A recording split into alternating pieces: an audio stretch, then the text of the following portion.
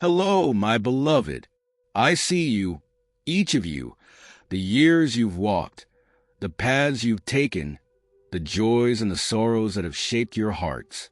Today, I want to share with you the words of a psalm I once inspired, a psalm of David. Psalm 35 says this: "Plead my cause, O Lord, with them that strive with me. Fight against them that fight against me. Take hold of shield and buckler, and stand up for mine help. Draw out also the spear, and stop the way against them that persecute me. Say unto my soul, I am thy salvation. Let them be confounded and put to shame that seek after my soul.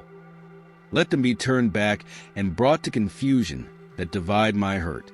Let them be as chaff before the wind, and let the angel of the Lord chase them."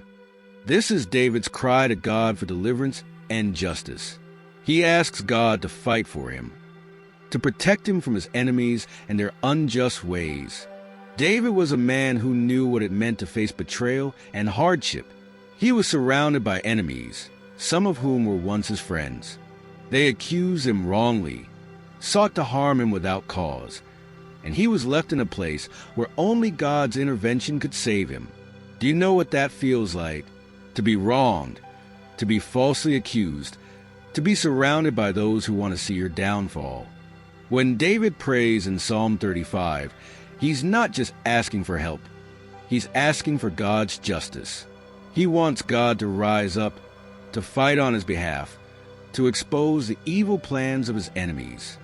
"Say unto my soul, I am thy salvation," David prays, trusting that God is the only one who can deliver him from the harm that others have planned. My beloved, I understand. In your years of life, I know you've seen the struggle, the pain that comes with being wronged. You've known the bitterness of betrayal, the heartache of being misunderstood. But I want you to hear this. God is not blind to your suffering. He sees every wrong. He knows the pain you've carried. Just like David, you can call out to God and know that he hears you. David didn't ask for vengeance. He asked for God to act, to deliver him from the evil ones, and to bring justice where there was none. He trusted that God would take up the shield and the buckler. And guess what, my friends? God did, and he will for you, too.